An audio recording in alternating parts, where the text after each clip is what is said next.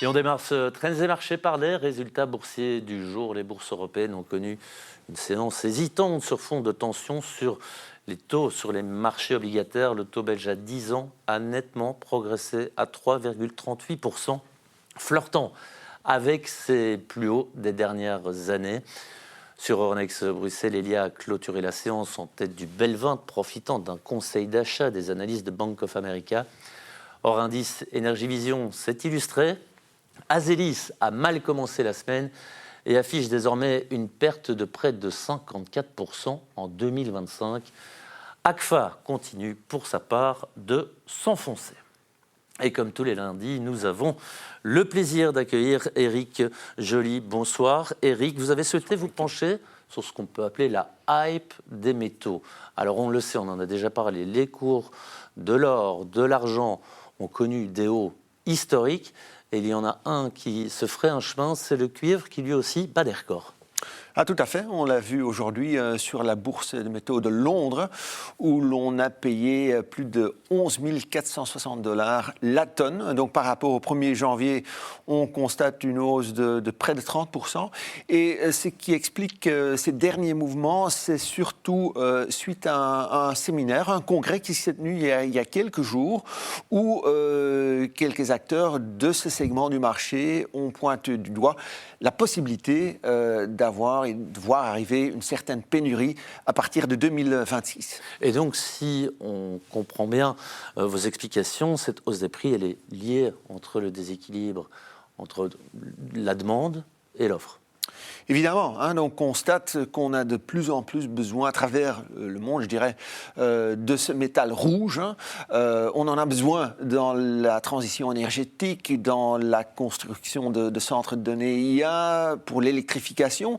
Donc, mais là où le bas blesse vraiment, c'est du côté de la production. On voit que la production a des difficultés pour suivre cette hausse de la demande. Et d'ailleurs, il y a une étude qui a été publiée par l'Agence internationale de l'énergie qui stipule qu'avec la capacité existante et celle qui est prévue, qu'on serait à même que de couvrir 70% de la demande d'ici 2030. Oui, donc c'est un chiffre qui témoigne que le secteur est sous pression. Alors la question c'est comment faire pour la relâcher ?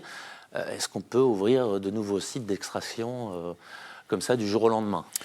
Permettez-moi quand même de faire 2 remarques à ce sujet. Tout d'abord, il faut savoir que c'est excessivement cher. Il faut avoir les poches profondes. Ce n'est certainement pas à la portée de tout le monde. Il n'y a que les grands groupes miniers capables de faire et de réaliser ce genre d'opération, parce qu'il faut quand même compter pour une mine qui va produire 250 000 tonnes par an, mais il faut compter entre 5 et 6 milliards de dollars. De un. De deux, entre le moment où l'on découvre un nouveau gisement et la mise en opération d'une mine, là ça varie, on peut parler de 12, 13, mais ça peut aller jusqu'à 16, 17, voire 18 ans avant que cette mine ne soit opérationnelle. Donc il faut engager des fonds élevés à coût de milliards, et justement il y a un autre problème, ce sont les marges bénéficiaires des fonderies qui sont assez faibles, et là aussi, comme pour tout, il y a une explication.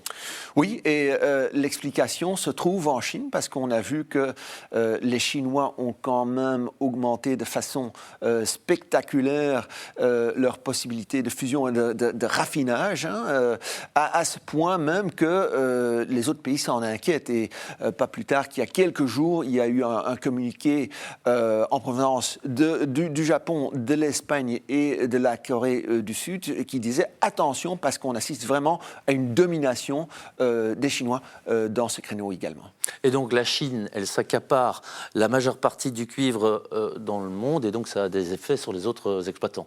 Ah, tout à fait. Donc on l'a vu, rien que cette année-ci, la Chine a déjà augmenté sa production de plus de 9% de cuivre raffiné par rapport à l'année précédente. Et oui, c'est vraiment une position très, très dominante. Les grands groupes miniers s'en inquiètent à ce point qu'un groupe comme un des plus importants du monde se disent, voilà, on va quand même se diversifier. Freeport-McMoRan l'a dit encore récemment. Certains affirment que les États-Unis, dont on n'a pas encore parlé, jouent également un rôle dans ce jeu international du cuivre. Vous en pensez quoi, vous, rapidement? Mais rapidement, je pense effectivement, on voit que les États-Unis, pour l'instant, importent davantage de cuivre. Pourquoi? Parce que on craint que Donald Trump pourrait éventuellement revoir à la hausse ces fameux droits de douane aussi pour le cuivre en 2026. Eh bien, merci Eric pour votre analyse. À lundi prochain. Quant à moi, il me reste à vous remercier de nous rester fidèles. À demain.